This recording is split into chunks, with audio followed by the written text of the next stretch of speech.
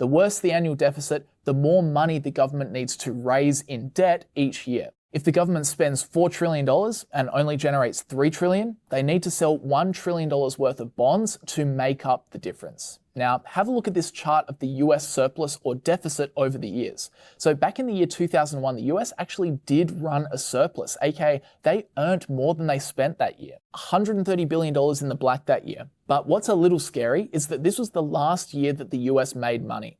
Since that time, have a look at the annual deficit. This is income minus expenses. And as you can see, year by year, the long-term trend is worsening. Even taking out the huge deficit years of 2020 and 2021, the trend is still that the gap between spending and income is getting wider and wider each year.